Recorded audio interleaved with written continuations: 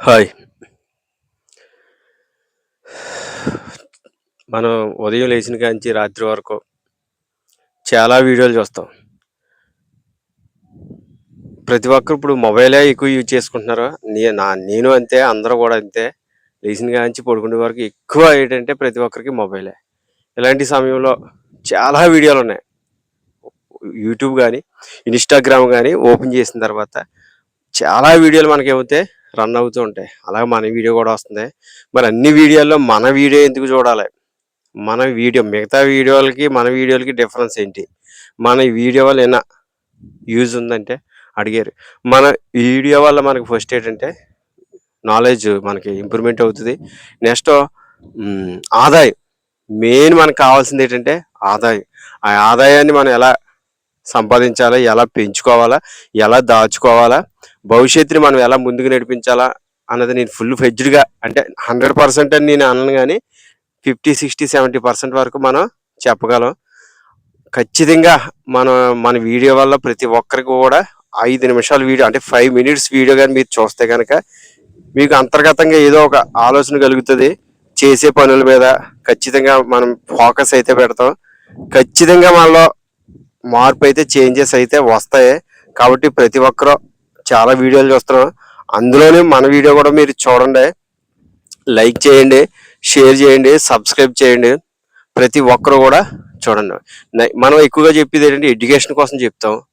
దేశంలో main education కోసం చెప్పడానికి రీజన్ ఏంటంటే జీవితాలు మార్చేది ఎడ్యుకేషన్. జీవితాలు మార్చేది ఎడ్యుకేషన్. అందుకోసం అని చెప్పేసి మనం ఎడ్యుకేషన్ కోసం చెప్తాం. నెక్స్ట్ ఆదాయం కోసం చెప్తాం. దేనికోసం చెప్తాం? ఆదాయం కోసం చెప్తాం. ఈరోజు మనం అనుకుంటాం 99% మ్యారేజెస్ అయిపోయిన తర్వాత మనీ లేక చాలామంది ప్రాబ్లమ్స్ ఫేస్ చేస్తున్నారు. దేనివల్ల ఇది ఎక్కడ మిస్అండర్స్టాండింగ్ జరిగింది లైఫ్లో? లైఫ్ మొత్తం అలాగే కొనసాగుతుంది. ఏదో జరుగుతుంది అని మనం అనుకుంటాం. కానీ ఏమీ జరగదు. ఓవర్ టైం డ్యూటీ చేసుకుంటాం. హాలిడేస్ లేకుండా చాలామంది ఇబ్బంది పడుతున్నారు.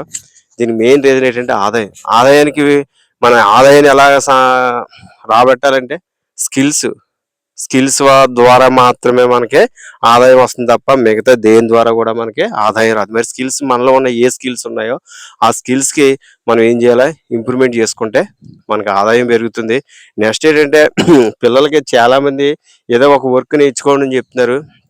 ఏదైనా ఒక వర్క్, ఆ వర్క్లో స్కిల్స్ అలా మనకు కాదు. ఇంచుమించుగా పిల్లలకి ప్రతి ఒక్కరికి కూడా ఇంచుమించుగా 2, 3, 4 ఎన్ని చేయగలిగితే ఒక ఒక ఒక ఒక విద్యార్థి ఎన్ని వర్కులు చేయగలిగితే, ఒక వ్యక్తి ఎన్ని వర్కులు అయితే చేయగలుగుతాడో అన్ని వర్కులు చేయమని చెప్పాలా.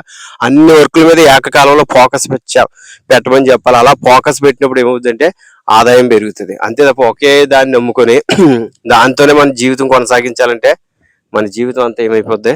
వృధా అయిపోద్ది. ఈ రోజు దేశంలో ఆదాయం లెక్కిస్తారు. ప్రతి సంవత్సరం కూడా ఆదాయం లెక్కిస్తారు. ఆర్థిక సంఘం చాలా ఉన్నాయి మనకి. ఎకనామిక్ పరంగా చాలా ఉన్నాయి. సర్వే చేస్తారు, ఎకనామిక్ సర్వే చేస్తారు, ఆర్థిక సర్వే చేస్తారు. స్టేట్ గవర్నమెంట్ చేస్తుంది, ఇండియన్ గవర్నమెంట్ అంటే కేంద్ర ప్రభుత్వం కూడా సర్వే చేస్తుంది. ఈ సర్వేలో ఆదాయం లెక్కిస్తారు. ఆదాయం అంటే ఏంటి? మనం సంపాదించింది ఆదాయం అవుతుంది తప్ప మన ఆస్తుల ద్వారా వచ్చేది ఆదాయం కాదు. చాలా మంది అంటున్నారు మన ఇండియాలో జాతీయ ఆదాయం లేదు. జాతీయ ఆదాయం అంటే వ్యక్తిగతంగా ఆదాయం లేదు, తక్కువ ఆదాయం. అందుకే రూపాయి విలువ కూడా ఏమైపోతుంది? డైలీ పడిపోతుంది. స్వతంత్రం వచ్చిన కానీ ఇప్పటి వరకు డైలీ కూడా ఏమైపోతుంది? రూపాయి విలువ పడిపోతుంది. మరి గవర్నమెంట్ మనం ఎలా డెవలప్మెంట్ అవుతారో మనకు అది ఇదే అవి వాళ్ళు ఎవరు అధికారంలో ఉన్నప్పుడు అవి కామన్ అయ్యి. అది మనం అంతర్గతంగా తెలుసుకునే విషయం ఏంటంటే వ్యక్తిగతంగా ప్రతి ఒక్కరికి కూడా ఏమి ఉండాలి? ఆదాయం ఉండాలి. ఆదాయం ఉన్నప్పుడు దేశం కూడా ఏమవుతుంది? డెవలప్మెంట్ అవుతుంది. వ్యక్తిగత ఆదాయాలు మనకు బాగా లీస్ట్లో ఉన్నాం మనం. వ్యక్తిగత ఆదాయాన్ని జాతీయ ఆదాయంలో తీసుకోరు. జాతీయ ఆదాయంలో ఏం తీసుకుంటారు? ఒక వ్యక్తి కష్టపడి తన స్కిల్స్ని యూజ్ చేసి ఒక కంపెనీల ద్వారా ఇలా ఏదైనా కొత్తగా ప్రొడక్ట్ని సృష్టిస్తే అది దేశం యొక్క జాతీయ ఆదాయంలోకి వెళ్తుంది. లేదు, ఇక్కడున్న ఈ పొలాలు, ఈ నీళ్లు, ఇక్కడ ఉన్న వనరులు అంటే దేశమే మనల్ని పోషిస్తుంది. దేశం మనల్ని పోషించినంతకాలం జాతీయ ఆదాయం పెరగదు. దేశాన్ని ఉన్న వనరులు ఉపయోగించుకొని మన దేశాల్లో సంపదను సృష్టించగలిగితే అప్పుడు జాతీయ ఆదాయం పెరుగుతుంది. జాతీయ ఆదాయం ఎప్పుడు పెరుగుతుందో అప్పుడు మాత్రం అభివృద్ధి అనేది ఆగ మేఘాల మీద జరుగుతుంది. అప్పటి వరకు అభివృద్ధి స్లోగా జరుగుతుంది.